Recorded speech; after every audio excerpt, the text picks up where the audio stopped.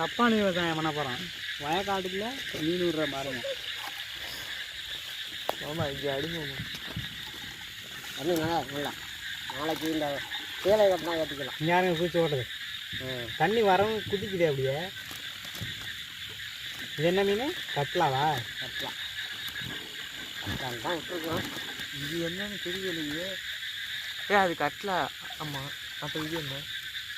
பொட்லா. பொட்லா பெருசாக இருக்குண்ணா. பொட்லா மட்டும்தானே பெருசு. சரி, இது பிடிங்க, நான் பார்க்குறேன். இப்போ விட்டது கட்லா. காட்டுங்க.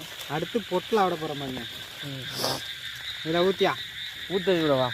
அப்படியே விட்டுறியா? வையா. ரோகா பொட்லா வாடா டே. பொட்லாங்க. இல்லை, பொட்லா கையில் விட்டு பாரு. ரோகு மாதிரி தெரியுது. பெரிய மீனுங்க. பொட்லா தான்.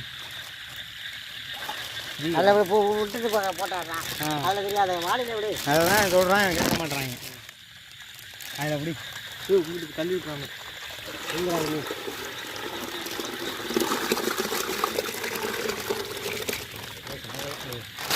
தப்பான விவசாயம் பண்ணுற மாதிரி மக்களே பொட்லா மீன் விட்டுருக்கோம். சரி, இறக்கி விடு, இறக்கி விடு. அது 5 ரூபா ஒரு 5 ரூபாயா? போட்டிருக்காங்க.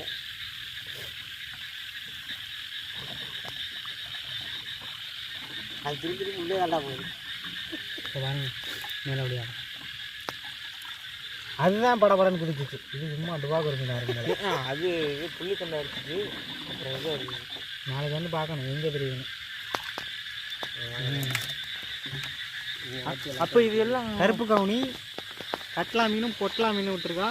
நாளைக்கு தீனு போடையில் பார்ப்பாங்க.